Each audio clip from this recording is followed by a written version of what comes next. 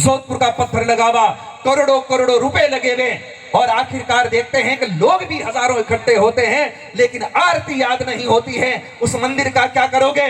क्या संस्कृति को बचाने में सफल हो जाओगे?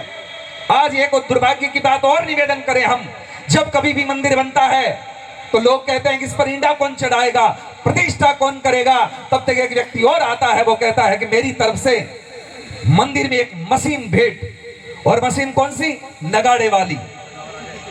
ये आप लोगों को तो बहुत बढ़िया लग सकता है, लेकिन मैं भारतीय संस्कृति को भविष्य भावते हुए ये बात कह सकता हूं, ये सनातन धर्म का और हिंदुओं का सबसे बड़ा दुर्भाग्य है कि आप अपने सनातन धर्म को मंदिरों से बाहर निकाल रहे हो उस मशीन के द्वारा। मशीन जाती है, बस एक खटका गिराया और धड़ाधड़ धड़ाधड़ धड़ाधड़ शुरू हो जाता है। उसमें कितना नुकसान हुआ पता है? झालर बजाने वाला चला गया, नगाड़ा बजाने वाला चला गया, घंटी बजाने वाला चला गया। अब रही बात आपकी स्थितियां जो मैं कह रहा हूं, आपको अच्छा ना भी लगे, लेकिन इससे कोई फर्क नहीं पड़ता इस सन्यासी को, क्योंकि मैं जब से घर छोड़ करके निकला था, 6 वर्ष का था, तब से लेकर के आज दिन तक जीवन यात्रा कर रहा हूं। इसमें बिल्कुल बेझिझक कह रहा हूं, और जिसको चुभती है तब भी चुभे। कई बार लोग कहते हैं कि महाराज जी आप ऐसी बात क्यों कह रहे हो, किसी को चुभ जाएगी।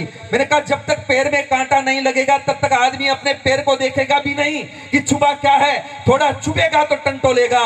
आज दिन तक आप 15-15 सालों से, पता नहीं कितने सालों से भजन संध्याएं कर रहे हो, मंदिर में आकर के मत्था टेक रहे हो, नाक रगड़ रहे हो, लेकिन आरती याद नहीं है। आपको नहीं लगता कि आपका सबसे बड़ा दुर्भाग्य है?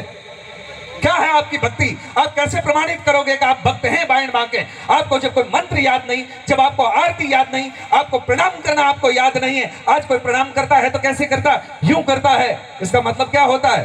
क्या करोगे आप?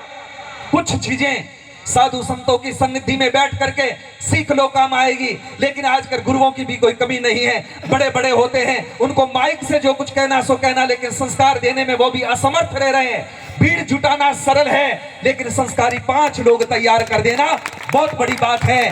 महाभारत के युद्ध को देखेंगे तो एक तरफ 3 करोड़ लोग थे और एक तरफ भगवान कृष्ण मात्र 5 बच्चों को लेकर के खड़े हुए थे, और उस पूरे महाभारत के युद्ध के निर्णय को बदल करके रख दिया। ये संस्कारों की बात होती है, सनातन की बात होती है, परंपराओं की बात होती है।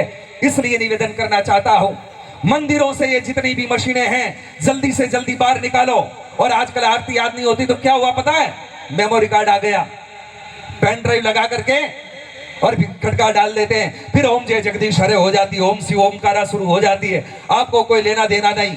और मुझे तो कभी कभी भ्रम ये भी होता है कि जब नगाड़े बजते रहते मशीन वाले, तब वो आरती घुमाता ताकि किसी को पता न चल जाए कि पुजारी को खुद को भी आता जाता नहीं है। हकीकत तो ये है, क्योंकि बस नगाड़ा बजता रहता है, वो घुमा करके पूरा कर देता, पता भी नहीं चलता कि हकीकत क्या है। लेकिन क्या कहें क्या करें समझ में नहीं आता। जितने मंदिर बन रहे हैं, जितने मठ बन रहे हैं, मुझे नहीं लगता है कि सुधार केंद्र है, मुझे लगता है कि नशे की फैक्ट्रियां खोल रहे हो।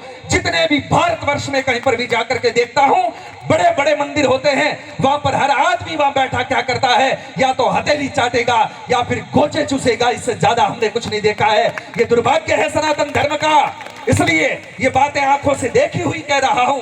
आपको बुरा लगे तो सुधरने का प्रयत्न करना, ताकि सनातन धर्म अपने पैरों पे खड़ा हो सके, वरना एक समय ऐसा आ जाएगा कि इसको पूरा विकलांग कर डालोगे तुम।